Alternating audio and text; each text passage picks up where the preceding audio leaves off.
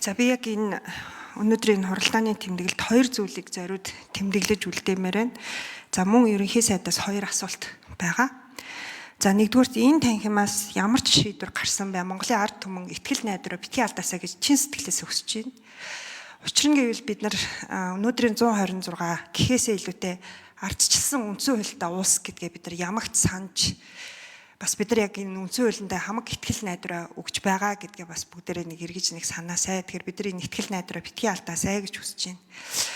За хоёрдугаар хүний үзэл бодлоо илэрхийлэх эрхчлөөний хамгийн гол амин сүнс нь үзэл бодолтой байх, итгэл үнэмшилтэй байх эрхчлөөний асуудал байдаг. Илэрхийлэхээс илүүтэй гэсэн үг тийм. Тэгэхээр энэ эрхчлөөг бол хинч хязгаарлаж чадахгүй, хинч шүүх боломж байхгүй юм эрхчлөө байдаг онцлог. Гэтэл бид нар яг би одоо энэ танхимаас гарах үр дүнгээс илүүтэй өнөөдрийг хүртэл явж ирсэн процесс дээр бид нар ер нь нэг анхаарах хэрэгтэй байжээ гэж илүү би бол бодож суuna. Энэ хүртэл явж ирсэн процессыг бид нар ерөөсөө хүлээн зөвшөөрч ойлгож хүлцэн төвчиж хүлээн зөвшөөрч чадахгүй байгаа олон зүйлүүд бол ажиглагдлаа. Залуучууд бүгдээрээ үзэл бодолтой байна. Түүнийгээ илэрхийлж байна. Намын гишүүд бүгдээрээ үзэл бодолтой байна. Түүнийгээ илэрхийлж байна. Гэтэл үүнийг нь бид нар ерөөсөө ойлгох ухаан байхгүй. Түүнийгээ заавал нэг мөнгө санхүү эдийн засгийн нэг ийм зүйлтэй холбогдгол болчиход байна л да. Энэ өөрөө бидний итгэл найдрыг бөхөөхөд маш их сөрөг нөлөөтэй гэж харж байна. Тухайлбал Лодо самбуу гишүүн бас бусад гишүүдээ конопо худалддаг гэж мэдэгдэл хийчлээ. Наран твэ наара гишүүн гадаа жигсэж байгаа жигсаал хийж байгаа залуучуудыг 50 сая төгрөгөөр багцлагддаг гэж хэлчлээ. Яагаад бид нар энэ бүх процессыг хүлээн зөвшөөрч ойлгож бие биендээ итгэж чадахгүй байгаа юм бэ? Энийг ер нь бүгдээрээ нэг харах хэрэгтэй хаа гэж бодож байна. Тэгэхээр та хоёр маань бас ингэж хэлсэн энэ үгээ нотолж чадахгүй бол бас уучлах гуйх хэрэгтэй гэж бодож байна. Би бол энэ танхимд байгаа бусад бүх 126 гишүүдэд итгэж байна. Гадаа жигсаал хийж байгаа бүх залуучуудаа би бас итгэж байна. Тэнд органик өөрсдийнхөө хүсэл зоригоор очиж жигсаалд оролцож байгаа маш олон залуучууд, маш олон хүмүүс байгаа. Тэнд миний 22 настай охин ч гэсэн байгаа. Тэгэхээр энийг бид нар ямар нэгэн шүүлтүр тавьж бодож болохгүй хаа гэж бодож байна. Тэгэхээр цаашид парламент засгийн газар бол ил тод байдал дээр анхаарах ёстой том дохио боллоо гэж би бол хувьдаа дүгнэж байна. За хоёр асуулт.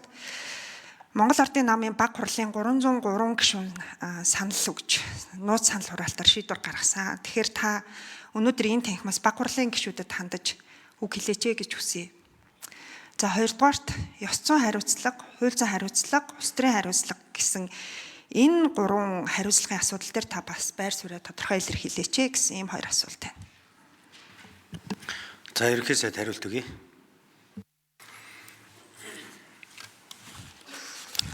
За баг хурлын хуралдааныг би бас зарлаж хуралдуулсан бас л ийм зорилготой байсан та бүхэн мэдж байгаа. Олон талаас нь асуудлыг ярья. Ганцаараа шийдвэр гаргачих шиг амархан юм байхгүй. Яг суур асуудал нь юу юм бэ гэд бид нар ярьсан. 11 цаг тийм ээ. 11 цаг хуралдсан. 11 цагийн дүгнэлтийн дараа одоо суур асуудал бол бас юм томоохон гомдлууд за орон нутаг за ингээ парламентын гишүүдийн дунд бол үүсчээ гэдэг нь ойлгомжтой л болсон. Ойлгомжтой болсон. Суур шалтгаан энэ байна. За баг хурлын гишүүдийн хувьд бол за та намын дарга ерхий сайдын хувьд яаран шийдвэр гаргаж болохгүй шүү гэдэг ийм зүйлийг бол надад маш их олноороо хэлсэн. Тийм учраас би өнөөдөр парламент дээр ч гэсэн ингээд нээлттэй ярьж байгаа. Миний хувьд үзэл бодол идеологийн хувьд бол буужихгүй гэж бодож байгаа. Тэрний үг гэхээр би хамтраад засаглах нь энэ цаг үед зөвөө гэж бодож байгаа. За мэдээж энийг хүлэмжшөөрөхгүй том асуудал үүссэн байна гэж үзэж байгаа.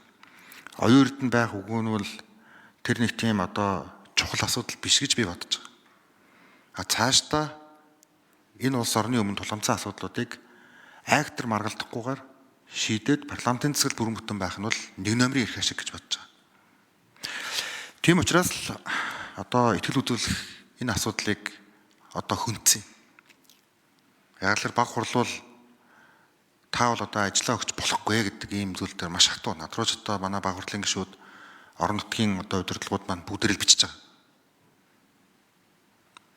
За тийм учраас миний хувьд парламентаар ингэ шийдвэрлэх нь л зүйтэй юм аа л гэдэг ийм одоо шийдэл төрсөн. Итгэл үнэмшлэлээр одоо хатуу итгэл үнэмшлэлтэй байна.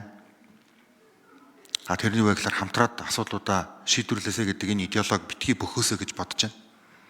Яг одоо өөрөөр хэллээ бид нар үндсэн хуулитай эрх зүйн төртэй ард түмэн. Бидний итгэл найдвар юу вэ гэхээр ирээдүйн хөгжил, ирээдүйн асуудлаа шийдэх чадамж битгий алдраасаа зөв дүгнэлттэй үлдчихээсэй. Өнөөдөр одоо энэ асуудлыг миний хувьд заавал ингэж ил тод ярихгүй байж болно. Гэхдээ энэ нь өөрөө парламентын гишүүдэд Монголын ард түмэнд бас сургамж болох нь зүйтэй. Дүгнэлт болох нь зүйтэй. Мэдээллийг өгөх нь зүйтэй. Гэдэг энэ агуулгаар баг хурал дээр ч гэсэн энд ч гэсэн ингэж хандж байгаа нь бол зүйтэй юм аа. Санал нэг байна. Тэрний үг гэхээр нийгэмд бид нар олон сегментүүд байна. Тийм л учраас бид энэ одоо сегментийг оруулж ирэхийн төлөө пропорционал тогтолцоо хийсэн. Анх удаа хөгжлийн бэрхшээлтэй иргэдийн төлөөлөл парламентод орж ирсэн. Багш нарын төлөөлөл орж ирсэн. Хуульчдын төлөөлөл орж ирсэн. Олон экспертүүд орж ирсэн. Одоо энэ төлөөллийнхөө үргийг бид нар хийж нийгмийн консенсус буюу зөвшөлтслийг л үүсгэх ёстой. Энэ нь өөрөө 126 та парламент. Энэ механизмаа одоо бид нар илүү бас тийм одоо ажилуулах тийм одоо шаардлага бол бас байна. Нийгэм, цахим ертөнд, технологи, хиймэл оюухан гэдээ маш их өөрчлөгдөж байна. Энэ хурдцыг одоо Монгол улсын төр өөрөө гүйцэхгүй байна. Парламентын хувьд шинжил болчлаа. Одоо төрийн анхан дунджтанд одоо энэ шинжил болох, шүүхтэр энэ шинжил болох ийм олон асуудлууд бол бидний өмнө тулгымцсан асуудал болж байгаа нь бол ойлгомжтой байна гэж үзэж байна.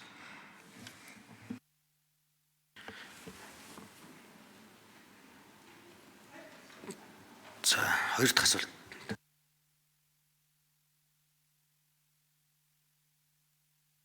Тодруулж асуух уу? Баасан жаргалах шүү. Хоёр дахь асуулт дээр нөө ёс зүйн хариуцлага, хууль зүйн хариуцлага, улс төрийн хариуцлага гурав дээр та байр суурь илэрхийлчихье гэсэн.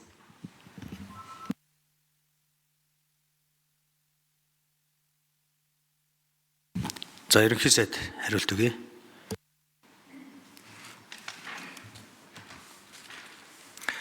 Ёс зүйн хувьд хэрвээ орлогоо нотолж чадахгүй бол энэ огторх нь зүй ёсны асуудал. Гэтэ энэ чинь нотлохдохгүй байгаа орлогын асуудал огт байхгүй. Тийм учраас энийг одоо би бас одоо 23 та манай хүүхэд хүнд хайрцагтай болоод бүгж бэлгэснээс болоод бусд нь бүгд бодлоо.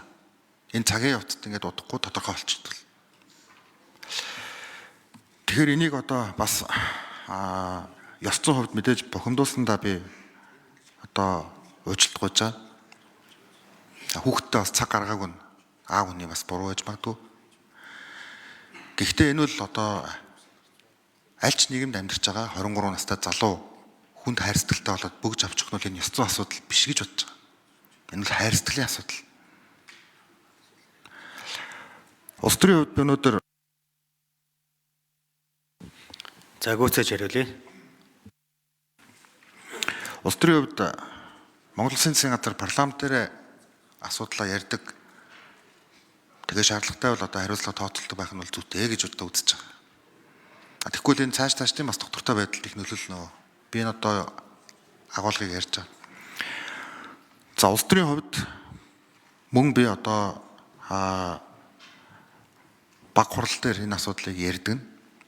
Ганцаараа шийдвэр гаргахад бас хэтэрхий хүнд асуудал байна.